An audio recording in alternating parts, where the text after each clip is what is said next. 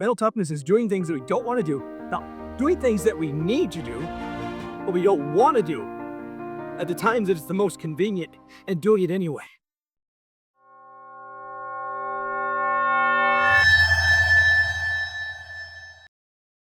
This doom scrolling on social media. So, hey, like this right here. Like this right here. What's this life? Why am I looking at the Joneses? Man, they got a new car. Man, the Joneses went to Aruba. I want to go to Aruba. Then get your ass off the phone and don't have the phone be the lens through which you're viewing the world. You see the difference? That is an absolute failure habit. Is the lens through which we're viewing the world is ran through social media, so we think that that's the world. That's not the world. You can't see it there's a window behind my book. This is the world. Those trees in the distance, your families, our work, our businesses, our friends, our connections, that's the world. What's in there is other people's highlight reels. Show us the best. Show us the best of who they are because it has to be picture fucking perfect, just like the movies. That's not how life is, you know that. You know, every day's a challenge. Cause effect, cause effect. But we're not gonna usually, in fact, hardly ever, else we change it, roll it back and say, okay, today, I didn't do the things I was supposed to do because I had beverages last night and I had low energy. So I showed up differently for my spouse and for my kids and for my business. I meant to do that project for my business to move it forward, to move the needle, but I didn't feel like it. So I know why. It's because I had drinks last night. Let me correct that and not do that again. We don't do that. We go, you know what?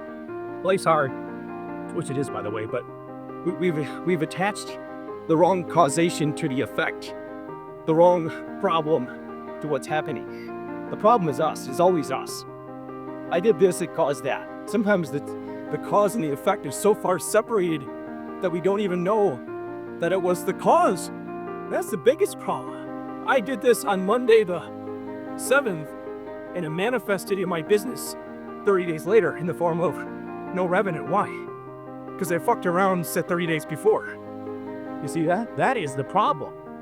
So, did God want you to do hard things or easy things? That's for you to answer for yourself. I think you know the answer.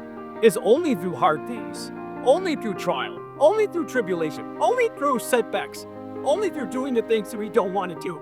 We know damn well we need to do it. That's where on the other side of that cave that we feared to enter, does indeed hold the treasure. Thank you, Joseph Campbell, for that one. When you don't feel good, you don't feel like doing things. Bottom line, my energy is extreme. I get up at 5, I work till 7. Well, what about your family? Yeah, they know the deal.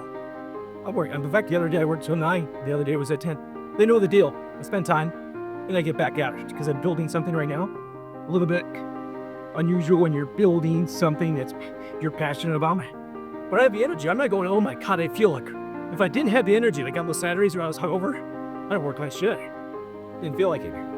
Just to tell you how important how we feel drives how we feel. Man, when you don't feel like it,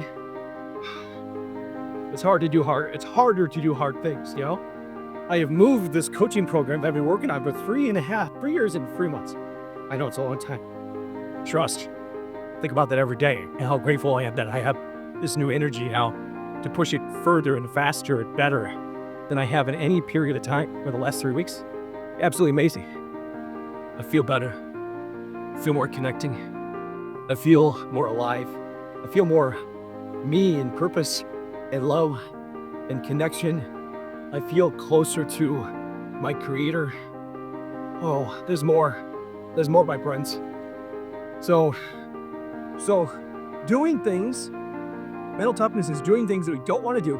Now, doing things that we need to do, but we don't want to do at the times that it's the most convenient and doing it anyway.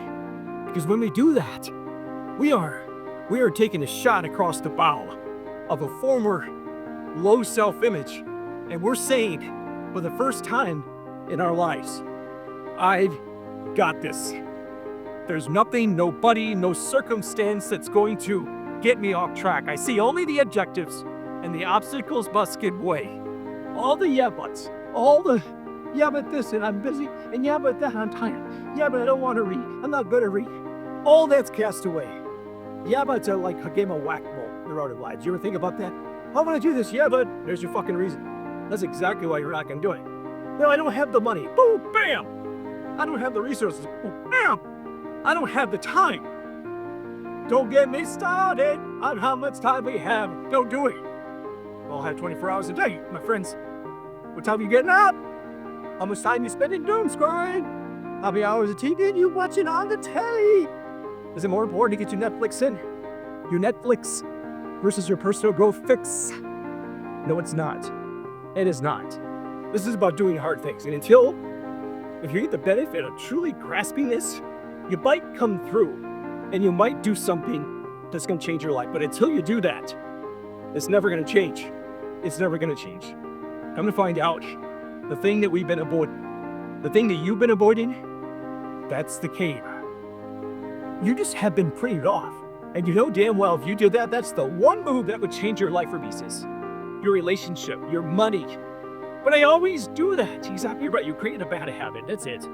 We'll make it bigger than it is. But it has to be the one move that would change your life. Because if you go through the cave, it's scary, dark, uncertain. There's no lights for crying out loud. Go in there, you're like, listen, I don't know what I'm doing. I'm an idiot. I'm making all these fucking mistakes. Everybody's looking at me, judging me. I don't care. I see only the objective. The obstacles must give way. The objective is at the very end of the tunnel. You see a tiny little light. Ooh, move towards the light. Move towards the light. What's the movie from the 80s, the horror movie? There is peace and serenity in the light. Hold there, guys. Move towards the light, and when you get to the light, go through that. That's the end of the tunnel. You come out the other side. Absolute euphoria. Freedom. Confidence. Boldness. Tenacity. And you're like, man, I did that. I can do this. It's a ripple effect across your life. It impacts your finances. Better believe that. It impacts your health. It impacts your longevity. Yeah, how long we live. Exactly right. Impacts our relationships. Everything. These things do not act independently of each other. These different domains, relationships, money, business, health, spirituality, fulfillment, lack of. All these are different domains in our lives. When you fill one up with the good stuff, it tips over and affords a little bit in the next one. It's like a great rubric, you know?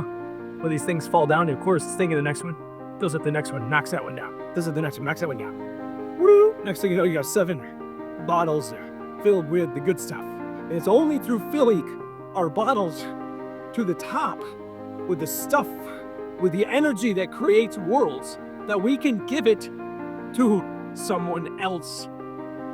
We cannot give what we don't have. We cannot pour from an empty cup. So it comes down to this. We have to do hard things. We have to do hard things. We have to make it a habit of doing hard things. As long as those hard things are in alignment with our greatest vision. So lock on to your goal. Ask, am I willing to do this? What am I unwilling to endure anymore? I've got this. Do hard things and don't quit. Hate to tell you, but that's it. There you go.